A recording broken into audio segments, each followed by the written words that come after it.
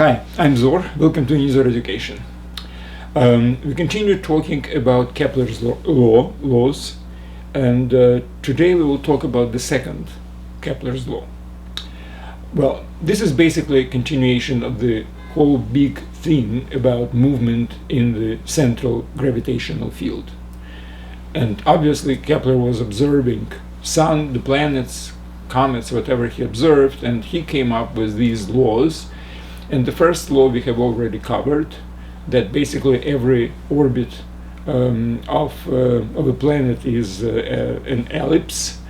If we are talking about more general case, about comets which are not really circulating around the sun and are just leaving our solar system altogether, there might be hyperbolas or parabolas as their trajectories. But in any case, it's some kind of a second order curve, so we have covered that. And today is the second Kepler's law. Now, as the first one, it was derived by Kepler purely experimentally. So he was just observing the planets, their position, their trajectories, and calculated whatever he calculated, coming up with this second Kepler's law. So what is the second Kepler's law? So let's imagine you have a sun and you have an orbit, an ellipse of a planet. So it moves. These are positions of the planet as the time goes by. So Kepler's second law says that in equal time intervals, the areas of these sectors will be the same. So if the time between this and this is equal to the time from this to this, then the areas of these, how should I say, elliptical sectors will be the same. Okay, so I think our first problem is to express it in more mathematical terminology. So, but before going there, I would like to just make another point that all this information which I'm talking about right now, excuse my voice, is based on whatever we were discussing before. So there are lectures in the same part of the course about movements in the central field, about second order curves. There is a lecture about the first Kepler's law. I mean, all these are important to understand before you actually approaching this. So this is, not just standing by itself. And if you find this lecture somewhere on YouTube or somewhere else, just understand that this is part of the whole course. And the whole course is presented obviously on unizor.com in Physics for All category. All right, so back to business. So we will start with the system of coordinates, basically. So this is the sun. Now I'm talking about the system of coordinates on a plane. And why the plane? Because again, it was proven before that the orbit of any object moving in the central field, central gravitational field, is flat, basically. It does not move out of in the certain plane. It's all within the plane. So that was proven before, and that's why I'm talking about in this case, it's a plane of this whiteboard. All right, so this is the sun, let's say, or any kind of a central gravitational source. And this is the planet. So this is a position, and we can always talk about position P as a function of time. Now, let's consider this vector R, as a function of t. So if we have certain system of coordinates in this plane, obviously the source of gravitation should be at point 0. And if it's a polar coordinate, we can have something like position at time 0 as the baseline. So if this is P of 0, so this is my baseline. And then all other angles are counted from this baseline. And this is the position at time t, and this is vector r of t, this is vector r of 0, something like this, okay? Now, what actually describes the movement of the object? Position, and also there is a vector of, now these are all vectors, right? Vector of velocity.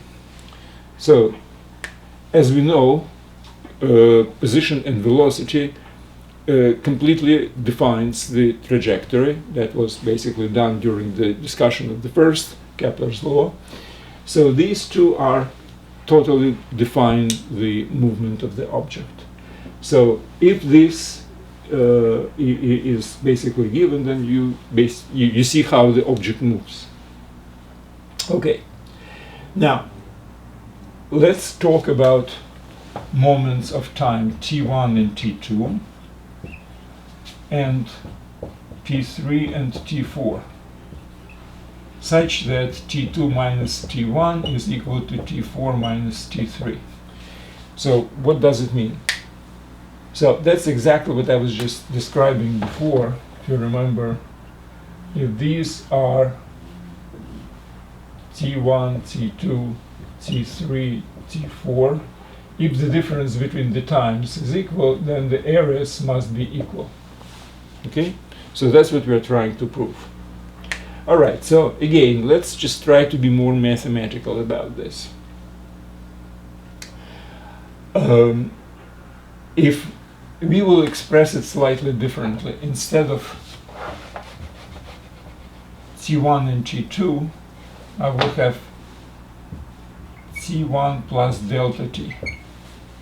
And here, instead of t4, I will have t3 time plus exactly the same delta t. So that's what makes the difference between t2 and t1 and the same as t4 minus t3. In both cases, the difference is delta t, right?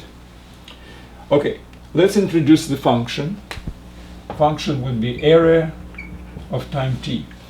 This is basically the area which is swiped by the vector r as it moves from the position, from the initial position at time 0 to whatever the position at time t is. So if this is a trajectory, for example, from time 0 to time t, then the area would be a of t. Now, so what the Kepler's law says, that in these two cases, the area should be exactly the same. Now, what is the area from t1 to t1 plus delta t? Well, it's a of t1 plus delta t minus a of t.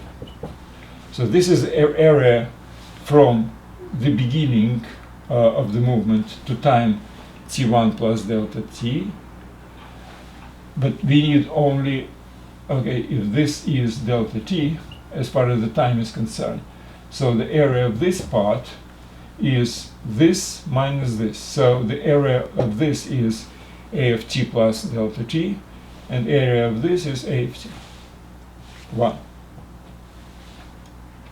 And that, as Kepler's second law says, should be equal to a from t3 plus delta t minus a of t3. Okay. Now,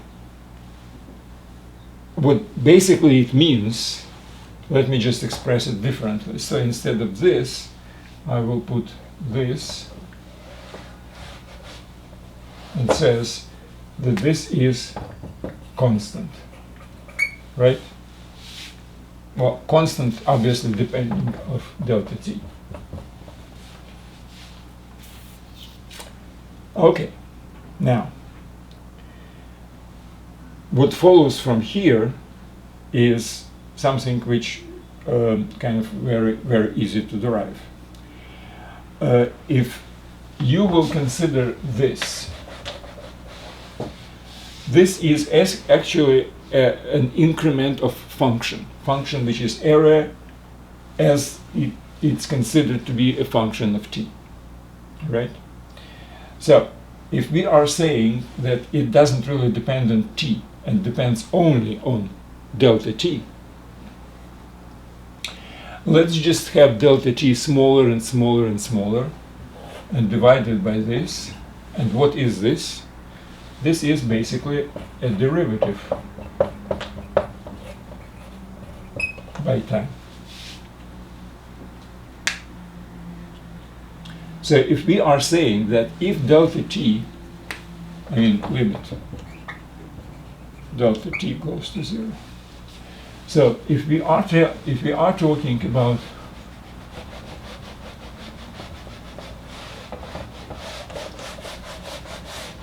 infinitesimal increment of time, so you have this and you have this. So if this is a trajectory, we are talking about this and this. Now this delta t and this is delta t. It's the same. So if we will again limit with delta t going down to 0, we will have the derivative. And if Kepler's law says that these are supposed to be the same, that means that our derivative is constant.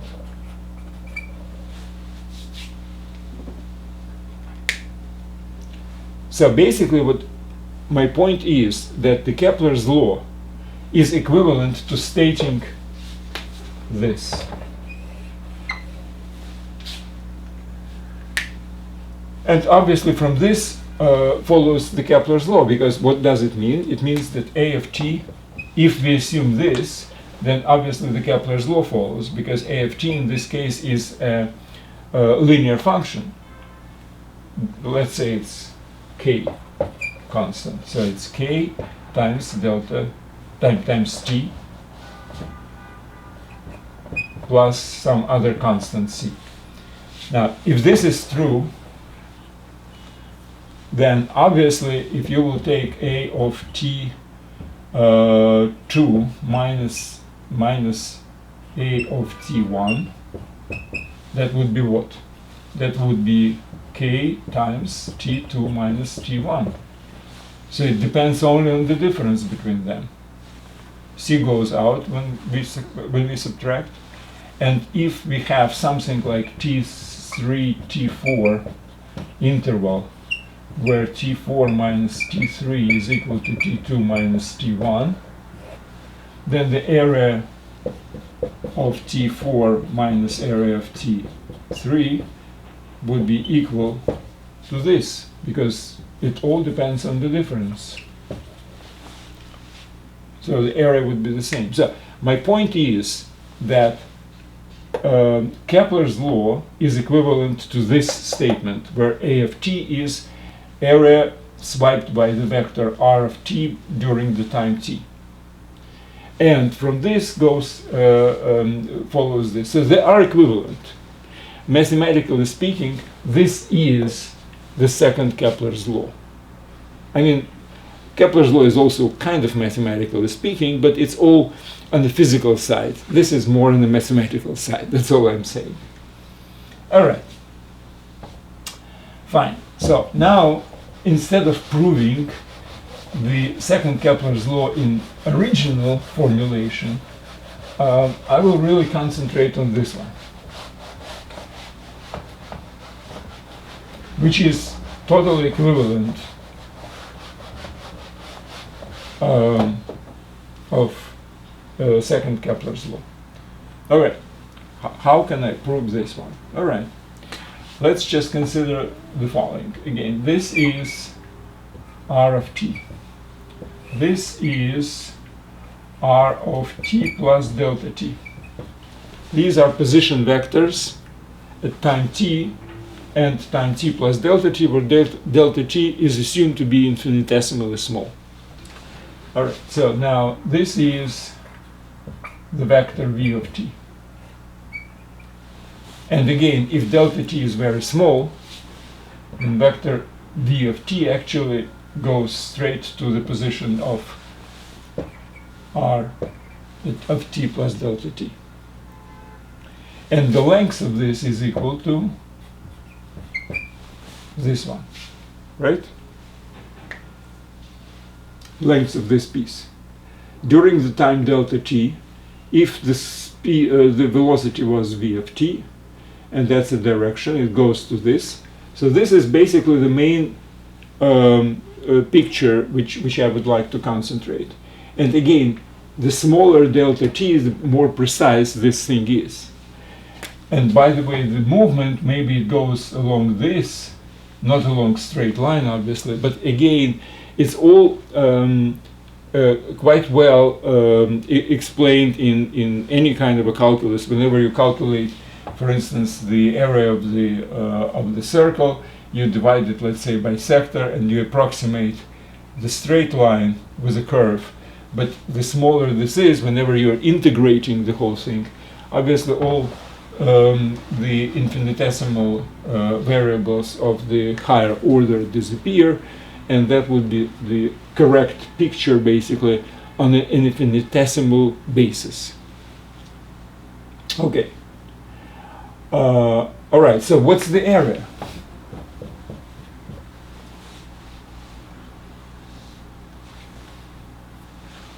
Well, let's take it this way. If this is A, this is B, this is HA, altitude to A. What's the area? Area is 1/2 A times HA. Now, if this is angle phi, then HA is B times sine of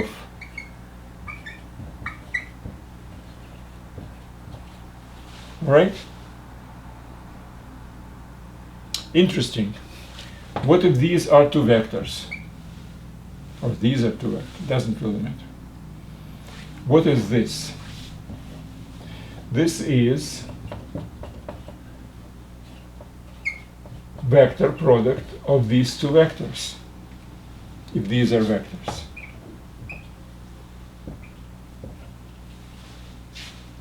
So if you have a triangle formed by two vectors, by the way, if you have the vector differently oriented, if it's vector in this, for instance, direction, doesn't really matter. It's still true, because sine of phi is equal to sine of pi minus phi. So direction doesn't really matter. It's always true, but this is the magnitude of vector product. This is the definition of the vector product, remember? Okay, I have to put something like this. Magnitude. Magnitude of this times magnitude of this. That will be the definition of the vector product. Okay, that's great. So now let's consider this thing. So let's talk about r of t and the vector v of t times delta t.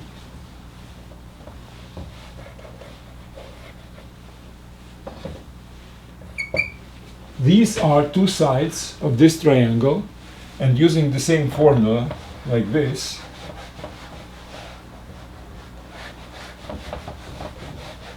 I can say that the area of this triangle, which is actually a of t plus delta t minus a of t, that's the area of this, right? It's area up to time t plus delta t minus area of up to t. So that's what the area is. And it's equal to what? 1/2 of the vector product. R of t times v of t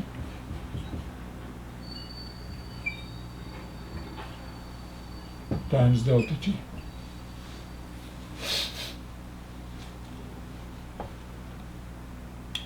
Okay, obviously now we divide by delta t, and if you divide this by delta t with delta t infinitesimally small, I will have dA of t by dt, and that's equal to 1/2 magnitude of this of t, function of t, obviously. So we have expressed the derivative of the function, which according to the Kepler's second law is supposed to be a constant. Well, that's what we have to prove actually. We found that this is equal to this. Okay, now you have to recall some very important fact about movement within the central field. Remember, angular momentum equals to m times r of t vector product v of t. No magnitude. This is a vector product, and this is a vector, angular momentum. This was a definition, and whenever we were discussing central field, we have found that this is equal to constant. So angular momentum of the object moving in the central field is always the same. It's constant. Why? Because the central field doesn't really accelerate. It doesn't have a torque, because the force is always central. Since the force is always central, there is nothing which moves faster or slower, whatever, along the orbit. Whatever it was moving just by itself, without any extra torque. Yes, the speed is changing, the velocity is changing, etc., but it's changing only because the central force, which has no torque, no rotational force. And since there is no rotational force, angular momentum is equal to constant. That's what we have proven in that lecture about central fields. So basically our problem is solved. What is this? R times V vector product is actually L divided by M, and that's also constant, obviously. So this is constant, and that's why this is constant, and that's equivalent of the second Kepler's law. End of story.